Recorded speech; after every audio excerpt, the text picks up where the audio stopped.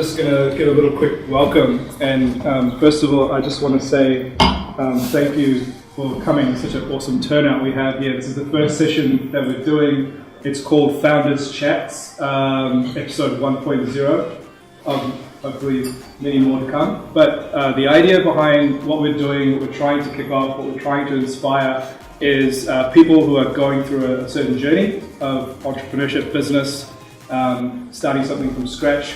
They have a story to share. They've got some experiences, some lessons learned, and people in the audience who would like to learn from that, take from that, and really just an opportunity to build stronger connections and relationships, because the road to success in business is not easy. It's often quite a lonely path. We often feel quite isolated, and this building here is to take yourself away from that isolation. So if you are in Southeast Auckland and you do feel a little bit like, oh, I'm on my own, I'm struggling, CLOUD39 is really a space for you. So upstairs we have a shared co-working workspace where you can use it by the hour, you can use it by the day, and I think it's essentially a membership model, so you can come and chat to me or anyone in my team about that. And upstairs our event space here, which is also used in opportunities like this, and also for children and youth programs. But so thanks to our sponsors. If you haven't already met Kirsten from Business Buddy, she's going to come and just give a quick shout out about her business. And Dan is here from AJ Park. They do some of the best intellectual property across the nation. Really good for startups and business. We've also got Red Feet Marketing, who've been helping us out. Kerry, she does some amazing work around content marketing, storytelling. We've met her, had a chat with her, and we've also got Toby on the video here. It's going to go on YouTube from NZ Property Photography. And Sophie's going to introduce our panelists for this evening.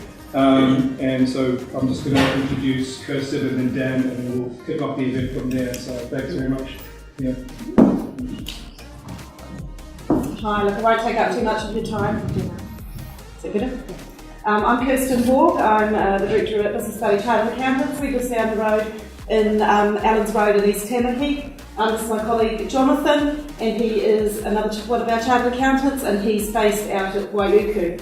So what we do is we actually specialise in startups. We do have a number of programs really just to get you set up right, get your company formed right, getting those foundations set up properly from the beginning, having those strong foundations, having the right software, the right systems and things in place really to give you the best opportunity for success. So that's what we do. We've got some flyers upstairs if anybody's interested, or just grab a hold of myself or Jonathan afterwards. Thank you. Cool. And Dan? Hey, I'm Daniel from AJ Park. So we do intellectual property, so I've got my patent team there doing inventions. So we do copyright and trademarks, do branding and stuff. We've been around for about 127 years. We've been doing it a while. My passion is startups because it's always really difficult as a startup to make your IP tangible. You've got a real tight budget. And so forming a strategy for getting your IP in place, being often your IP is your only asset, is really important to startup. And yeah, so it's really cool to be part of this tonight because hopefully there's a whole lot of awesome founders here and entrepreneurs. Cool, thanks Dan. Okay, yes, hi, I'm Sophie, I'll be your host tonight. Like Dan said, thank you all so much for coming. The Founders Chat Series, episode 1, during the series we will talk about business startup, entrepreneurship, tech innovation, mums and dads in business, and so much more. We're so lucky today to have Ron, Diana, and Eric talk to you about their journeys with their businesses. Can we just have a quick show of hands? How many of you live in the Southeast Auckland area? How many of you were born overseas? And last question, how many of you have started a business or are thinking of starting a business? Perfect. Okay, let's get started. Okay, so Eric, tell us a little bit about your business and your journey. Yep, sure. Actually, I see a few people sort of standing behind there. There's plenty of seats out here. Do you guys want to just come to the front and make yourselves comfortable? We promise we won't bite you.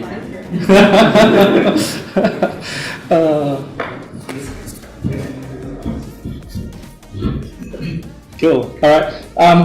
Kia ora, everyone. Ko Eric Toku Ingoa. No Malaysia aho. Tēnā koutou, tēnā koutou, tēnā koutou katoa. Happy Maori Language Week. Big fan of the Maori culture here. And if you haven't downloaded the app called Kupu by Spark, go do it. It's really a fantastic way to actually learn Maori as part of the Maori Language Week. First of all, thank you to Nada for allowing us to be here today, hosting such a fantastic session here tonight, and absolute kudos to CLOUD39 for what you guys are trying to do to help support new moms, new parents going back into work. So my name is Eric, and I come from Malaysia. Grew up in Australia. Spent about 8 years in Asia before coming to New Zealand 5 years ago as head of migrant banking. I left ANZ last year to start my own consulting firm called Cultural Connections, which is essentially a multicultural research and consulting firm. And I thought that did not keep me busy enough, so I decided to actually start a couple more businesses this year, some of which include a new newspaper called Multicultural Times. Another one is a social enterprise called the Cookie Project to help disabled people to gain employment, and also a multicultural marketing firm as well. So that's me in a nutshell. Cool. So people often thrive selling to their own ethnic communities. How did you work around starting a business that incorporated so many? It's a really good question. I think what we're seeing here at the moment in New Zealand is the emerging trend of selling cross-culturally, selling outside your ethnic community group. What we're also seeing as well is the rise of multicultural consumers. So multicultural consumers is actually the fastest growing consumer group in New Zealand. They've been growing at 11% per annum since 2013. According to Stats New Zealand, more than 130,000 new Kiwis actually arrived into New Zealand in the past 12 months. Now, to put that into perspective, that's actually more than 350 new Kiwis arriving every single day. So a lot of businesses are also starting waking up to see the opportunity in this particular area, and hence they're sort of looking at cross-ethnic marketing now. But that's purely from my own perspective. I'd like to ask my fellow other panel members to see what they think. Yeah, I mean, I couldn't agree more. I think the opportunity lies in diversity of thought and action, right? So if you look at globally, more and more businesses are operating beyond boundaries. We're not stuck in New Zealand anymore. You know, we can reach and we must reach more than just New Zealanders. And the good thing for business, and if you're in business, is that who's our customers? If we don't realize the opportunity that comes from attracting and delivering the right opportunities and products to our customer base, which is no longer, which has never been actually in New Zealand just one culture. It's always been bicultural, and now it's multicultural. So it's such a big opportunity that as soon as we tap into it, we have a big idea and a big business. That's my view. Would you like to answer? Yeah, go. I think, what Eric and Diana said is quite right, and they've pretty much covered most of the aspects of it. One of the other things I think it's around the mindset of people, of entrepreneurial, and when it comes to migrants and diversity around it, there needs to be a change in mindset. I was quite recently, I was doing a workshop around a bunch of migrant entrepreneurs, and what came out of it, that I heard that a lot of them, there are significant factors that play into it, which has nothing to do with business, but it's more about their background, which is language, and it could be family and all of those things. So putting business aside, that comes sort of after. We need to sort of go back and say, okay, we need to be okay with ourselves and dealing with a wider range of people, and we need to break out of that mindset of like, okay, let's start giving people equal opportunities, and let's start saying, okay, I want to do this. Let's go for it. Yeah. Can you see this being a bigger aspect of companies in the future? Yes, I think when I say change of mindset, I think it needs to go at every level. So if we look at larger organizations, I think from a leadership team, the mindset needs to change, and that trickles down to lower level. So in that way, it can be cross-section across different sectors, and that's what I feel. Yeah. Perfect. Okay, Diana, you are the founder of Mission Ready. Would you like to talk a bit about your journey in your company? Absolutely. Yeah, I guess I'm just a big believer in the power of education. I kind of believe that all of us are born with a superpower, which is our brains, and we can use that for either good or bad. But my whole idea is if we can unleash even a little bit of potential, that we could focus on the good things, we would make a better place. And so that's what drives where I'm headed and why I really wanted to kickstart a business called Mission Ready HQ. Mission Ready HQ is a tech career accelerator. So anybody who's interested in entering the technology sector, and I guess the challenge is we all think, how do we enter the sector, right? And the traditional way would be to go to university or to an institute of technology, and that takes about 3 to 4 years. But at the same time, we've got businesses who are saying, we do want to hire people, but we want people with experience. Now that's missing too, because in universities and institutes, what happens is we do 3 to 4 years, we're really skilled, but we're missing the experience piece. So how do we plug that? The third challenge, I guess, is around, so there is a big shortage of skills in technology. So just to put that into context, we're talking about 1.4 million new jobs being created in tech in the US alone by 2022. And you put that into New Zealand context, we're talking about 10,000 jobs in New Zealand. So here's a challenge that we could be solving, right? At the same time, on the other end, we wanted to build a business that's also got heart. So we were in a situation where we had to make a call for what impact could we leave at the same time. And that's when we looked at what's happening out there. At the moment, 1 in 7 people live in poverty. There's automation that's going to come around, which means a lot more jobs are going to be lost. And we can already see that in retail, manufacturing. We see those fancy machines at checkout counters. They're replacing people. So where are they going to go? How are they going to go into their next career? And so there lies a social problem that we could be solving through the kind of business that we want to build as well. So that's where we build Mission Ready, which means that we're also on a mission to take on the challenge of helping people get back on their feet when they're faced with job losses or poverty or financial hardships. But at the same time, we know there's an opportunity here, which is technology. And there's a shortage of skills in that space, and why not combine both? So Mission Ready HQ is exactly that. It's a 14-week, not 3 to 4 years, it's a 14-week accelerator, and in 14 weeks you pretty much get experience working with a real company like Datacom, Salesforce, Spark, to get experience in a particular technology. So when you come out, you're not saying, hey, I know about these things. You'll be saying, I not only know these things, I have applied it with a great company like Datacom. And that's the differentiator, and it's time to disrupt and change things, right? And that's the good thing about being in a startup environment, you can do that. You can actually challenge the way the norm is at the moment and figure out a better way of doing it. So I guess what wakes me up every day is knowing that I can wake up and that day I get to do something that actually impacts people's lives. It makes an impact not only in lives, they go on to make more impact. Because the way we have designed our business model is around doing good. Because we truly believe that doing good is actually good for business too. So that's where the social enterprise model comes into play, and we call it a for-purpose business. And in reality, the fact is, if we looked at people who are faced with disadvantaged situations, how do they get back on their feet? How do they get back on their feet? And the way we have built it into our business model is to say, if you are faced with that situation, come into the program, do it fees-free, but come into the program on a pay-it-forward model.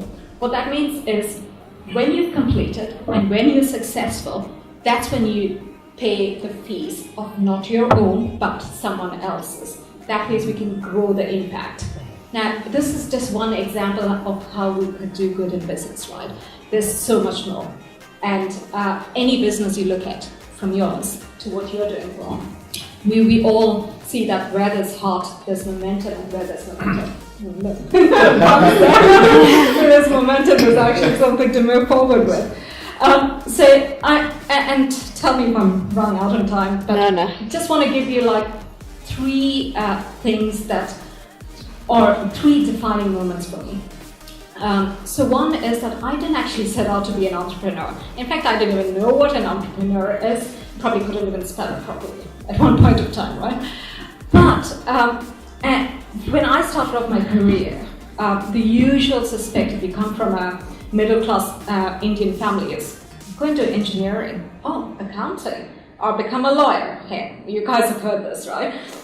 So that would have been your general choice, but I went, heck no. I'm going to do hospitality, because that sounded cool at the time.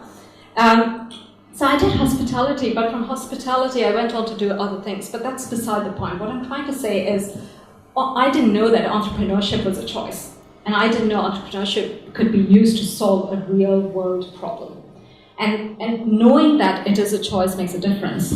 So that was kind of my first defining moment. The second was that I've had 12 to 15 years of experience in varied industries. Now those experiences actually helped me give the confidence and the insights and the desire to actually want to do this. Because I don't think I'm a born entrepreneur. That's something that actually exists, and there are the 1% who are, and that's great. But for me, having that experience behind me helped me clarify the goals and what I wanted to do, what my values are, and so on. So I've been in several industries, right, from hospitality to energy, telecom, travel, education, international business development. All of those experiences actually help me today. So any experience, whatever experience you get, is actually useful, and you will see that it actually helps you in whatever you do. The other thing is, you do have a lot of networks and people who come from different backgrounds and settings.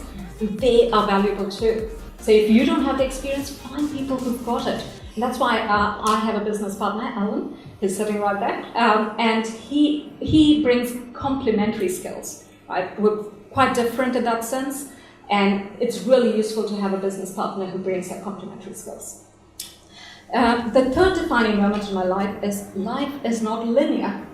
A career is not linear, and there's no bloody ladder to climb. Right? And that realization really took a while for me to get to. But there were challenges that are thrown, and challenges are thrown every day in our life, right? Whether it's career or life or something just doesn't go right.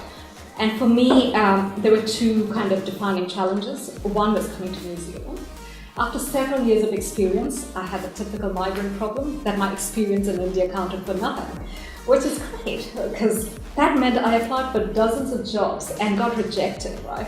But that's not the lesson here. The lesson was for me making a choice one day to say, I am going to find a job. I need a job, right? And when I made that choice, that's when I applied to Sky City. And at Sky City, when I applied, I got rejected again. But here's what I did, right? Because I made that choice, here's what I did. I actually went back to the manager and explained my situation and explained why I really needed this job. And guess what? I got it. It was minimum pay, and it was on the floor with a vacuum cleaner. Okay? So that's fine, because what we need is a start, no matter where we are in life. We need a start. It opens a door. It means a different level of approach, and suddenly things start happening. It's a shift in the mindset that you're talking about. Now, the second defining moment happened more recently, when this is as part of the previous startup that I was. One day we had a job, the next day we didn't. And here's the thing, startups are unpredictable, life is unpredictable, right? So what happened, there are several reasons why it did not progress, and ranging from the key founders' help to funding challenges and so on. And those things happen. But what it did make me realize is I still wanted to be an entrepreneur. And I still wanted to make a difference. And my values of making a difference just became stronger, and the way I wanted to make an impact became stronger. And so that's why I've chosen the direction I have and started a for-purpose business. And Mission Ready HQ is my everyday breath, which wakes me up to do something good. That's who I am. So what made you have a change in direction in your career? Several moments. So at different stages of my career, different things happen, right? There was a moment in time when I thought planning my career was exactly what I needed to do. 5 years down the line, I was going to be a GM. Well, that wasn't going to happen, but anyways, that was kind of a mindset that I had at one point of time. But you quickly realize that opportunities come your way, and you can either say yes or you can say no. And many a time we kind of are faced with a situation where we go, yeah, I feel like an imposter if I say yes to this opportunity, right? Because I don't feel that I've got all the requirements in this job description, but hey, I've got maybe 70%. But having said that, somebody thinks that you have potential. Isn't that a good enough reason for you to apply and go for that opportunity? And that's probably what led me to switch from one career opportunity to another. But switching to something like going from a career to a startup, that was pure inspiration, right? Pure inspiration in terms of the people that I met, the kind of impact that I saw that other startup owners were doing, and simply just the effect that it could have on situations, problems, challenges, and how your one small step could actually solve something. And that's probably what led me to that. Cool. Very exciting. Ron, would you like to tell us a little bit about your company Momentum and how you got to where you are today? Sure. I don't know if I need this. Momentum. I think I started Momentum about just over a year ago. It was in July last year, actually.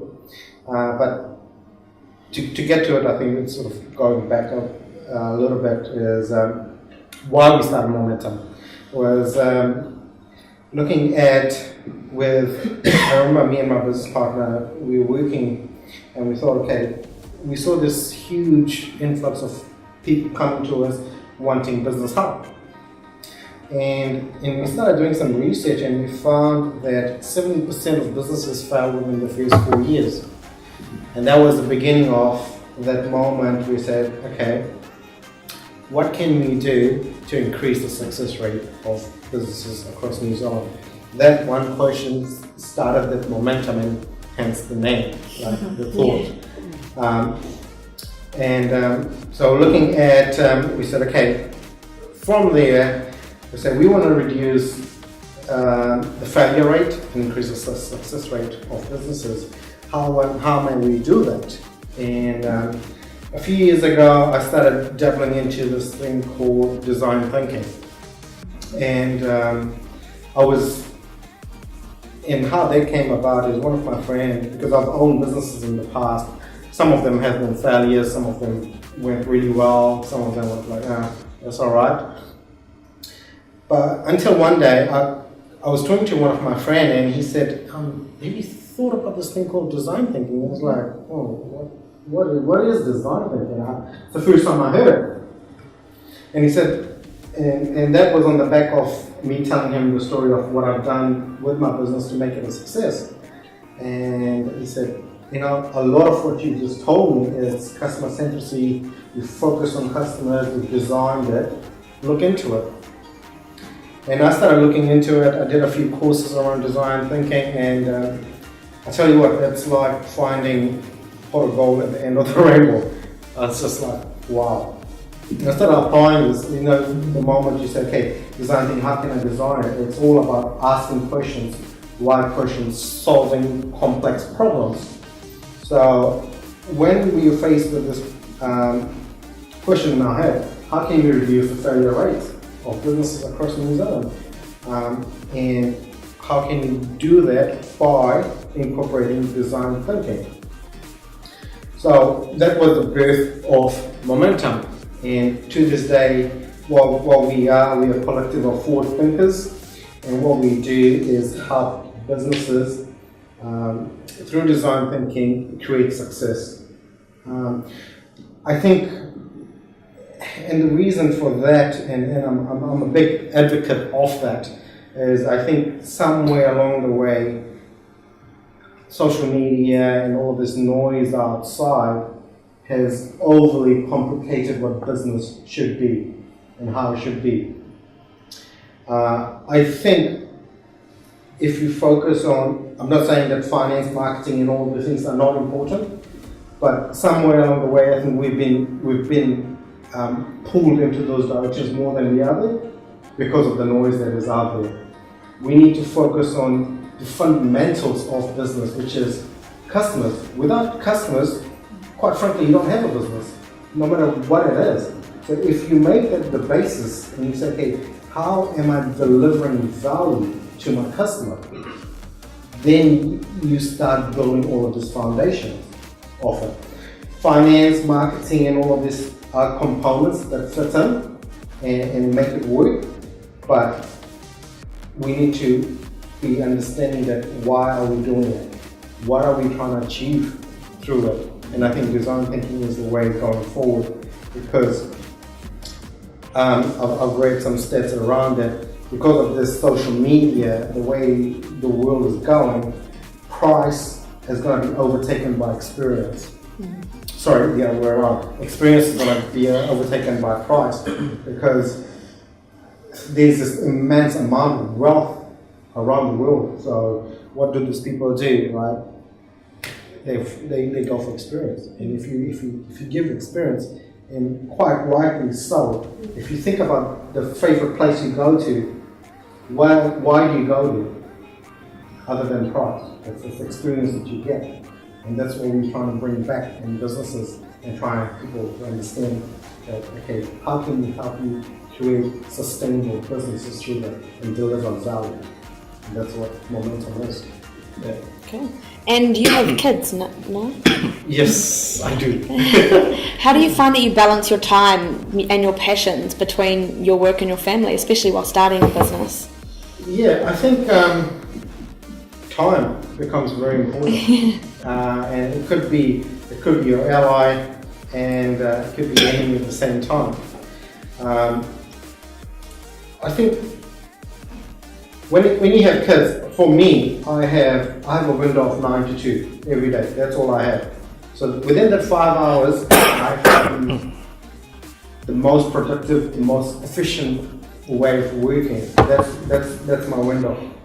And over time, I've just managed to just refine my time. And how I do that, simple things.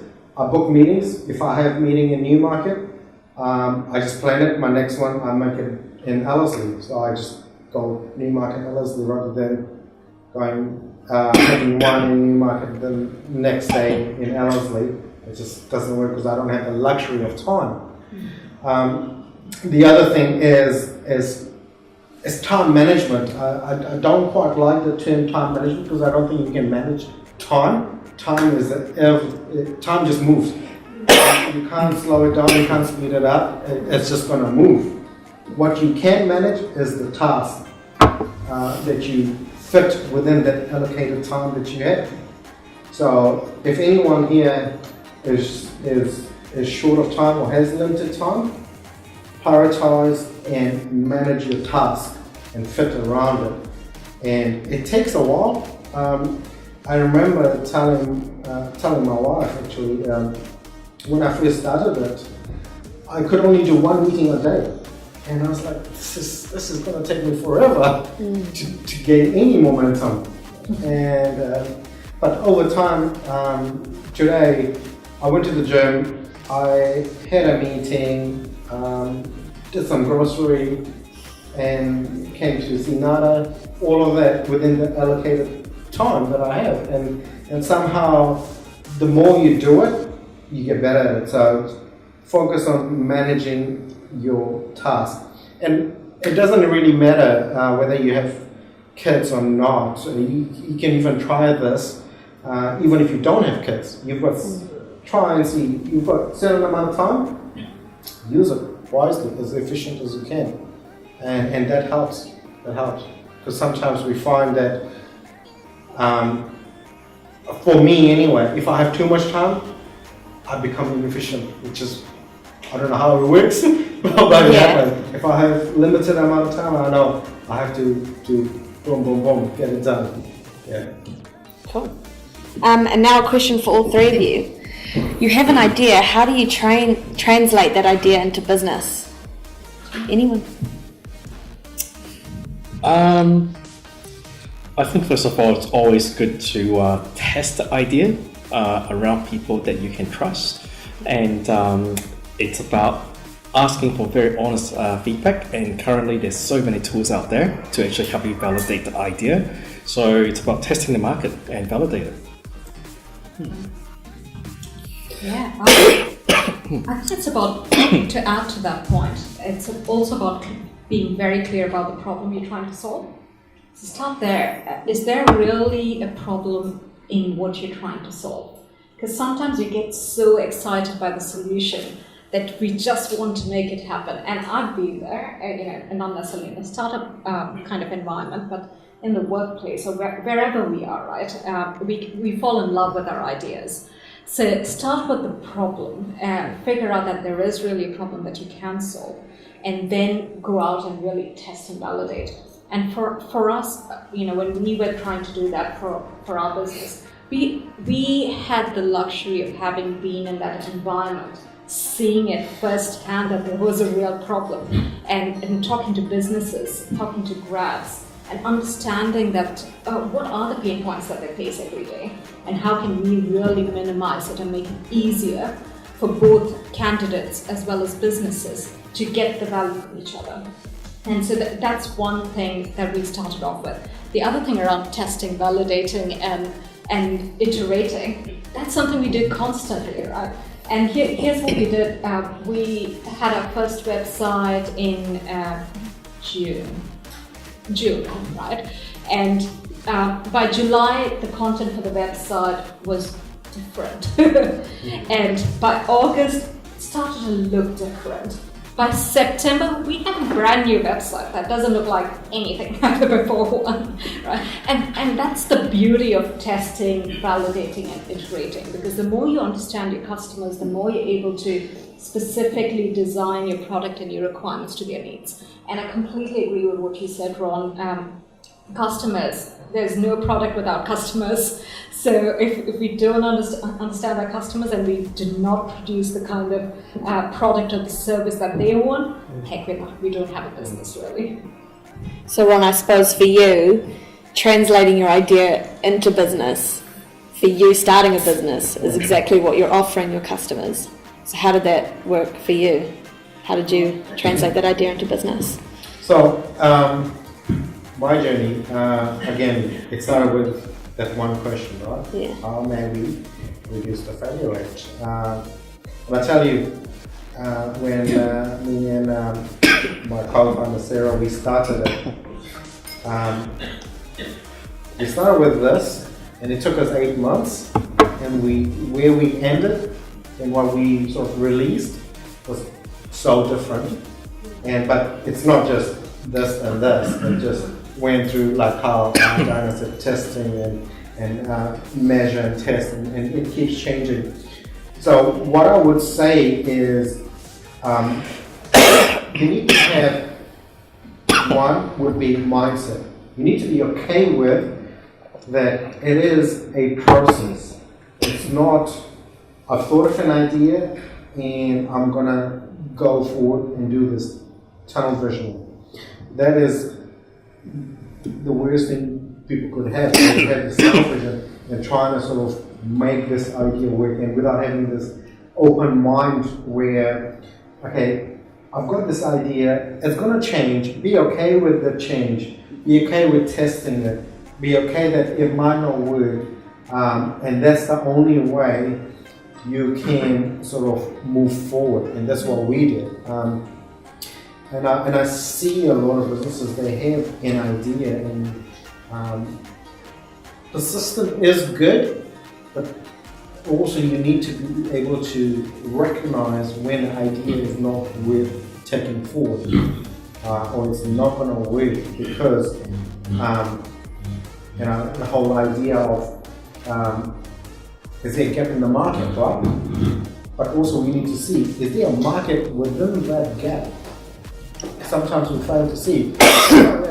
We've got 1.5 million people in Auckland, and if you're targeting males, let's divide that into half, 750k. Yes, that's my market, let's go for it, right? But hey, they've already got opportunity, right? How does it work? So that.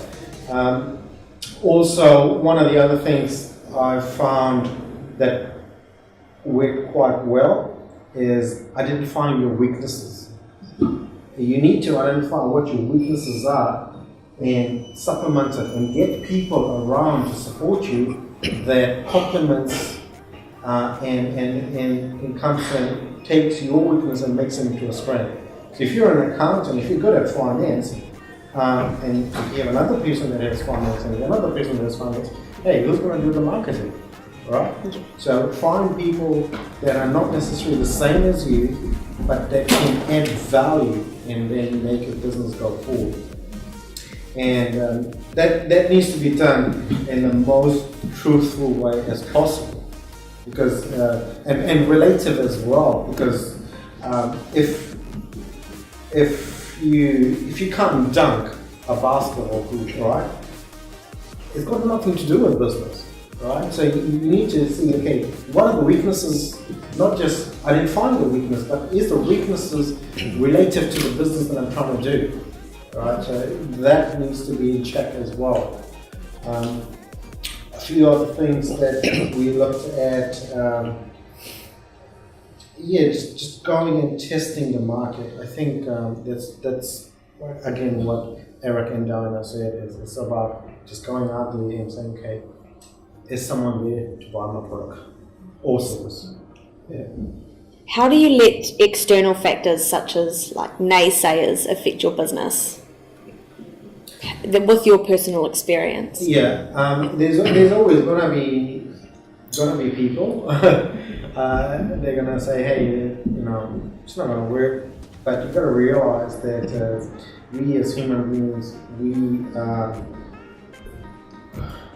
we respond based on our knowledge that we have, right? So the moment you're trying to do something new or something that is hasn't been done before or something that's a little bit different, you're going to have a lot of people say, oh, it's not going to work.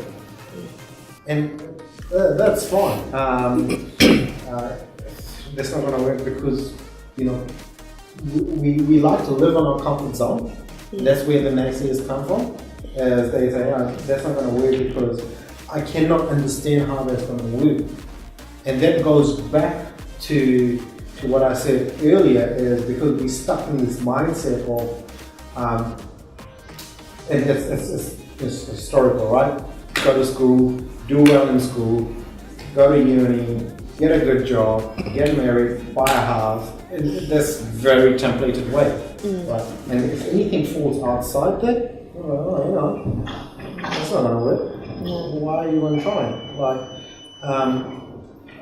think of it like the first time someone saw a bird flying, you're like, oh, I'm gonna take a piece of steel, I'm gonna make it into a cylinder, put a wing in it, and put people in it, and make it fly. And they're like, oh, get this guy in a jacket, right? Yeah. So that's the whole thing. When people don't understand, they will react and they say, hey, it's not gonna work. But you need to be able to have your own analysis. You need to evaluate your own systems and make up your own mind.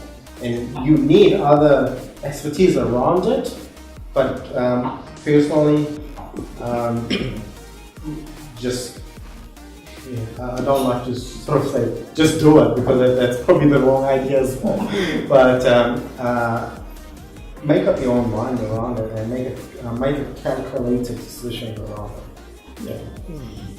Eric and Diana, do you have any experience with setbacks from people who haven't shared your vision or agreed with you? Yeah, it's interesting. I actually see naysayers as good for business. Because here's the thing, right? They've got an opinion because they come from a certain background or experience. Now that's actually good for us to hear as business people, because if you're able to understand why they're saying an idea isn't good, and if you're able to convince them otherwise, that's great. Now, if they say something that doesn't meet our expectations, having said that, and not to be judgmental, but if it's different, if their opinion differs to what we have, that's fine, that's okay. But the point is, we do need to listen to them, because there might be gold in there that we could use to better our business or our idea. So, even with our business right now, we had somebody say, "Why the heck are you doing a training program? Turn it into an apprentice program." And it was a valid question, a valid suggestion, and we kind of took that back and said, actually, there is something to this. We should be looking to improve our product because there is an opportunity here, right? And so we've now combined both, because we think that the apprentice model is good, plus the skills development is necessary. So why not look at a model, steal it from construction and put it into tech, because it actually works, right? So I think naysayers are good. The second point that I want to make is that naysayers will always appear, but we need to be super clear about our goals, our vision, and the direction that we are headed in. Because if we've done our work really well, if you've tested the idea, if you've validated it, and we know exactly what we're solving, nobody can actually deter us from the direction we're headed, because we've got the confidence in what we're doing. And I guess the third point is, more than naysayers, the ones that are really interesting are the ones who have more ideas than you have. Right? Who can actually come up with a dozen different ways to actually deliver the service that you want to deliver. And that's the dilemma we are faced with a lot more than naysayers. Because the ideas are great, but here's the thing, focus is super important. Because the minute you get so excited with all the different ideas, it's so easy to go off tangent. And so for us, the real challenge was staying on path and sticking to the plan. Do you find that they could give you new ideas, the naysayers? Yeah. Absolutely. Yeah, new ideas, like the apprentice one. While we were defining and calling it a number of different things, it was just so much easier when the naysayer went, "I hate your model. It should be an apprentice." It kind of went, actually, you're onto something. Right? So yeah, absolutely. I think they're good. Cool. Eric, so you have multiple businesses, don't you? Yes. So how do you find that you balance that and work on both evenly, and how does your passion divide between the two? I'm actually involved in 5 businesses Oh, at the wow. moment. I find those businesses actually synergize with each other really well. So if you look at the businesses that I'm running at the moment, 4 of them is actually very naturally linked together to create a multicultural value chain. Mm-hmm. So what I do in one business actually helps to go in the others as well. So that's the beauty of actually managing multiple businesses that are actually related to each other. I just have to prioritize my time accordingly, according to the customer's needs, according to return to shareholders as well. Mm-hmm. Oh, cool. And does anyone have any questions? We're open for questions now. I'd like to ask a question.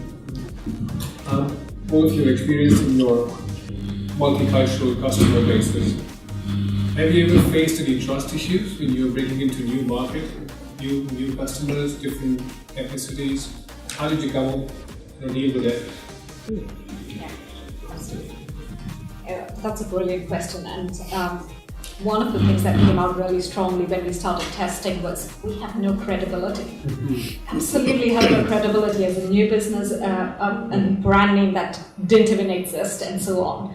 And no matter what culture it is and who it is, for us, we we service, I guess, clients from different cultures, right?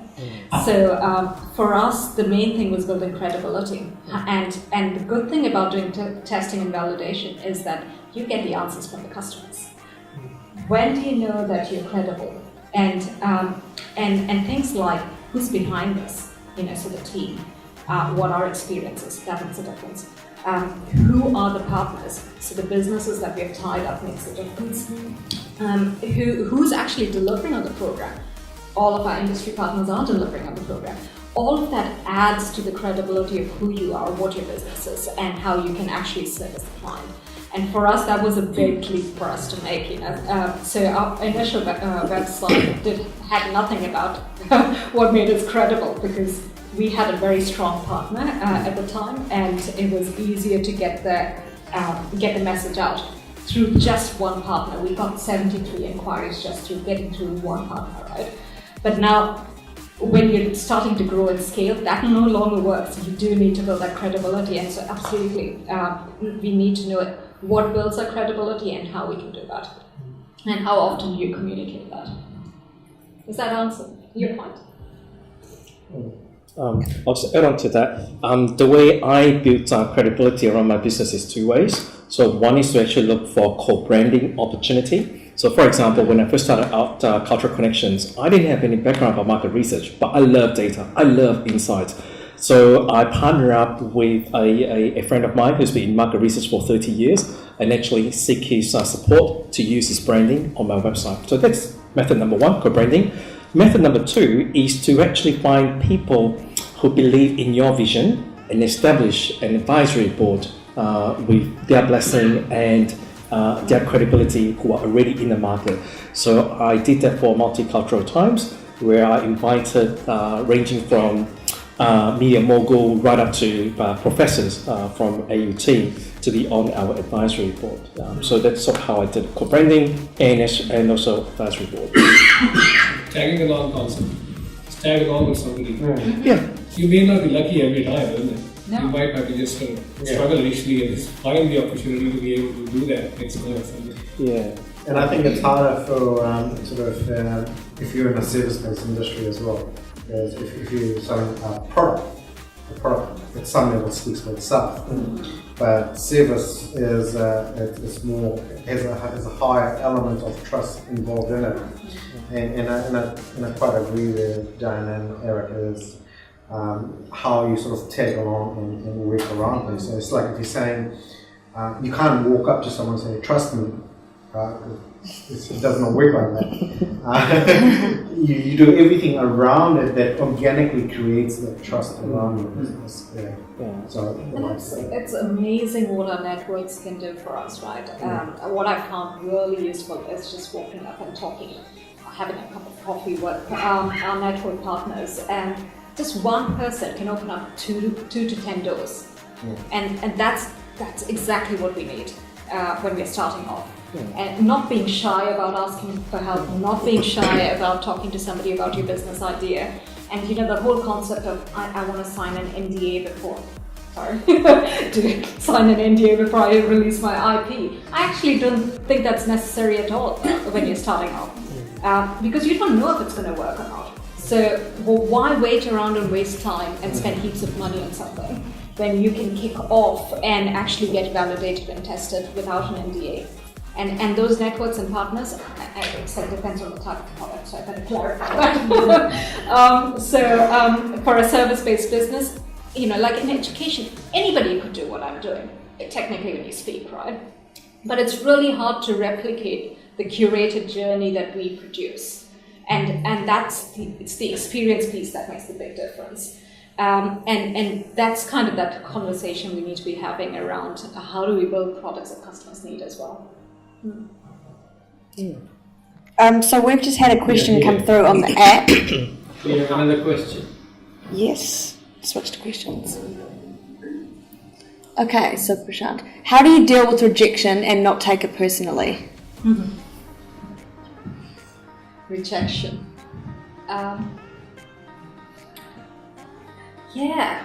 I told you about my Sky City rejection.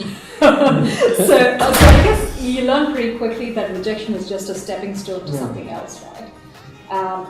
we can either think it's a closed door or ask for other options. So many a time when I meet with my network, they might not be able to help me at that point of time, but they would know someone else. So the question to really ask is, if not you, who else? So rejection, I don't see rejection as a bad thing at all. It's about looking at what it means for that person at that point of time and how you and the other person can add value to your future directions. It's a win-win play. It's not a I'm trying to take advantage of you or you're trying to take advantage of me. And when you see rejection as just another opportunity to build more conversations, it's way better. What's your experience with this, Eric? When I first started out, I actually asked a lot of people, what's the number one tip to be a successful business owner or entrepreneur? The word that keeps coming back is persistence. So if you don't have persistency, then entrepreneurship may not be that suited as a path for you. So for me, it's about just being persistent and understanding why they're rejecting you. Is it because they're not the right market? They don't have the budget? It's not the right time? You're not talking to the right person? So it encourages you to actually uncover more stones to allow you to be more successful in the future. Hi. Eric, could you please tell us a little bit more about your engagement with your advisory board, the amount of contact you have, their expectations and your expectations, and how you navigate that to make sure that you maintain or build those relationships? Yep. So the advisory board members that are established is actually through my own personal network, and I really want to promote LinkedIn for this platform, because LinkedIn is an absolutely amazing platform, whether you're a professional or small business owner, to connect with one another. And I built these connections through LinkedIn actually, just by publishing quite a lot of blogs, participating in conversation, and get to know the people. With advisory board, the way I manage them is be very upfront at the start, to have very clear roles and responsibility, what we expect out of them, what they can get out of it, and also making sure that advisory board members, they're very busy people, so we try not to waste too much of their time, and we have a bi-monthly video call. We don't even meet in person, and these days with technology, we just use video call to make it really simple for them to come on board, to engage with us, but also giving them an opportunity to let them shine through our platform as well. Now, some advisory board members may be more reserved and maybe more shy, but most of the time when advisory board members actually come on board, we need to make sure there's something in it for them as well. So how can you actually provide the tangible benefits for the advisory board members? And once you can actually hook that in, you see the level of engagement go up tremendously. What did you offer them at the start? And do you offer them equity? Do you pay them per meeting, or do they do it for love initially? It's actually for love. And there's actually all sorts of different kind of advisory board membership. So at the other end of the spectrum, it's actually paid board membership. So typically, this would be more suited for large commercial organizations, where those paid board membership, there will be a very strong commercial tangible benefits for both sides. And then right at the other end, you also have the volunteer ones, the ones who actually do it out of love. These are typically the more engaging ones. And this is the model that we decided to adopt for the newspaper. Thank you. Ron, I think this is for you. At some stage you said sustainable businesses. So do you think in this day and age, are businesses really sustainable? And at what stage do you stop remodeling and say, this is my exit strategy? Sustainable businesses, right? So if you look at a business if you're starting, right? A lot of people look at sustainability, right? And say, hey, can I sustain it? I think the question around sustainability is you can't choose a model and expect it to be sustainable, because what you have to change with the market in order for it to make it sustainable. So remodeling, unfortunately, I wouldn't say remodeling, but we have to sort of adapt to the changes around it. So right now, the way businesses are, I think if and this is the reason why a lot of larger businesses are struggling right now. They are Titanic, and the way they've been structured is very heavy, and it's very hard to navigate.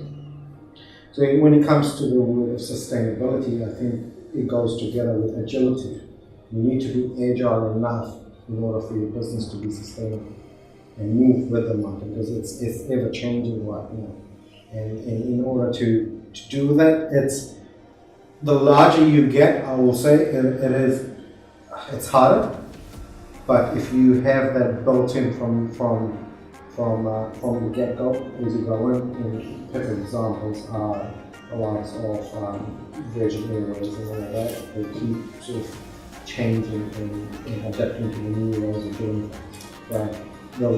One of the ways is, if you look at using technology, that is one way of making sure that the business is sustainable while adapting the new ways of doing business is coming along. So that it goes hand in hand. Yeah. Ron, I have a quick question. Have you ever been in the situation with your company where you've had someone who's come to you and you've thought that there might not be a market there for the business that they've started to create? Would you work around kind of how they would adapt that, or what? Yeah, so the thing is, sometimes the way you can help them is by telling them you shouldn't be doing it, and that's failing fast or exiting fast, so to speak. And I've had so many business ideas. So many people come to me and say, "Hey, I want to do this. I've got this business idea." And the best thing you could tell them is, don't throw in $50,000 into it, because it's just not here. And it's probably that is the best advice. Yeah. Sometimes the best advice is telling them, do not do this. It's not always saying, yes, go and do it. I think that will be a wrong advice as well. Does anyone have any questions? Yeah, thank you. Sure, Diana. Listening to your life experience resonates with mine quite a lot. Growing up in Asian cultures, it's exactly what you said. Go to uni, choose law, accounting, IT, finance, and I did all that. And I would like to know, my question is, what pushed you to switch from, the templated work environment into doing your own thing? Yeah, good question. I guess for me there were a couple of things. Yeah. One was frustration. I was dissatisfied with the way education was operating at the time. So prior to getting into the startup environment, I was the GM of Alliances and Partnership at Unitech Institute of Technology. Right. So and hey, there's a number of reasons why the current education system is the way it is. Right from the way we've been education systems built around the industrial era, right through to the fact that there's a lot of bureaucratic systems and challenges within the system, which makes it really hard for institutes to change really quickly and adapt. Mm-hmm. So interestingly, in my role, I had the opportunity to do that, right? So I had the opportunity to set up new business models, to work with different types of business partners. We got IBM and Concentrix on the campus. We set up two joint venture partnerships with the Mind Lab and Tech Futures Lab, which are two interesting startups, right? And that was probably the turning point for me. To kind of go, it's really hard to try and do it within a system that's got a lot of constraints in it. But what's the best way for us to actually deliver value to the next generation, to the next workforce, but do it in a way that the industry demands, which is quite fast, rapid skill development. And that was probably the turning point for me. To kind of go, it's really hard to try and do it within a system that's got a lot of constraints in it. But what's the best way for us to actually deliver value to the next generation, to the next workforce, but do it in a way that the industry demands, which is quite fast, rapid skill development. the usual path would have been try hard to do your job really well. But so it's sheer lack of frustration on one end, but at the other end it was real passion as well. Because I really do believe in what I said earlier, which is that people do have superpowers and we do have the power to unleash the potential in each one of us. And given an opportunity, I would do that any day. So it was kind of driven by the passion plus the need to make a difference that led me to take that leap. But more importantly, it was also having been in that space, knowing that the opportunity existed in the first place, and knowing that I had the skills, or I could bring in the skills to actually make a difference. Okay, thank you. I think we might have time for one quick question if anyone has any more questions. No? Oh, okay. Well, I'm going to work with a lot of small businesses with lean budgets. Yeah. Can I ask about your funding model? How do you pay yourself for working with them?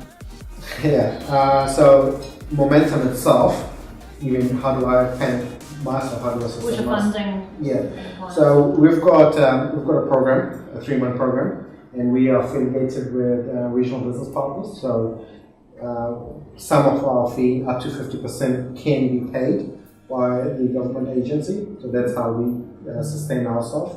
Also, we're working on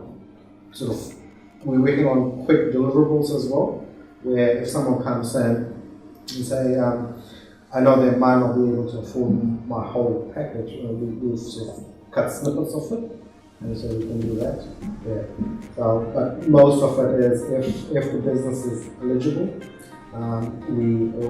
we push them through to the entity program that funds them, and it doesn't take the whole burden away, but what they get out of it, they get a lot of value out of it because entity funds half of it. I assume that's how you get some of your clients as well, through the connection. Sorry? I assume that's how you get some of your clients as well, through.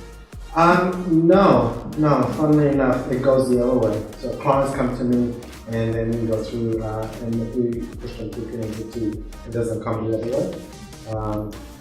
But that's how it works. I think there's not a shortage of startups in New Zealand. If you go out, there's quite a bit.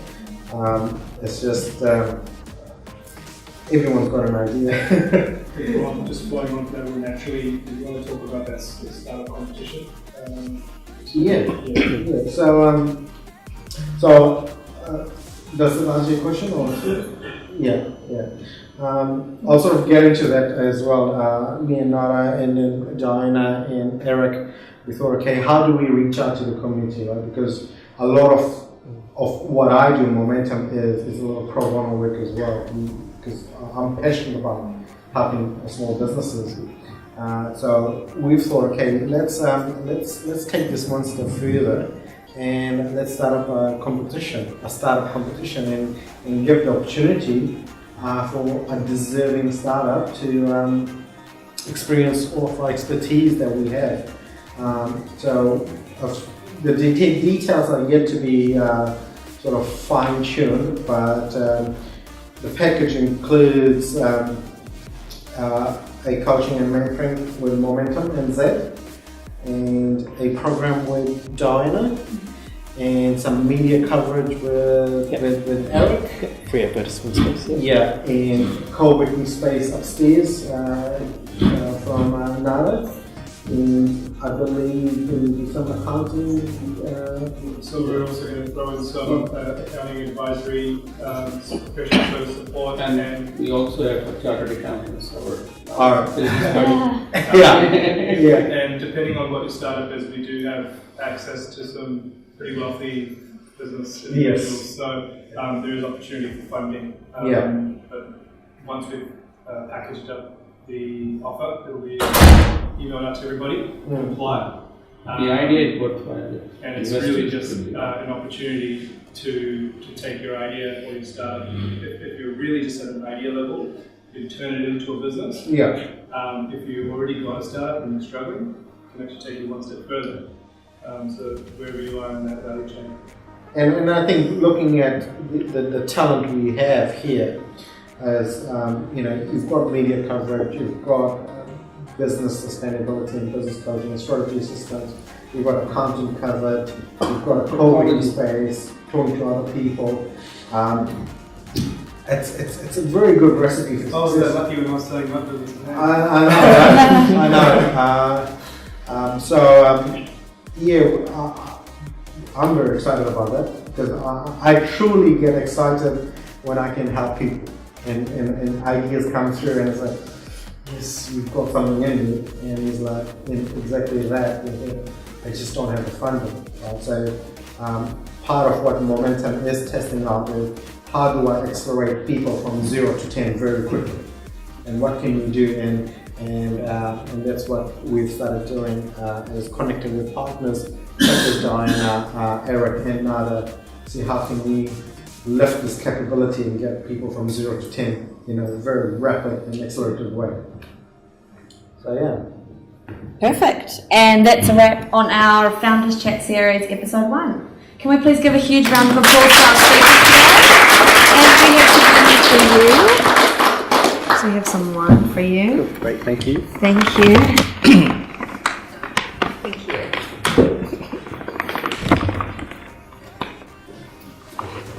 And a huge thank you to our sponsors, Business Buddy and AJ Park. And thank you all so much for coming. You're more than welcome to hang around, talk to Ron, Eric, and Diana, and have some food, have some wine, and enjoy the rest of your night. Thank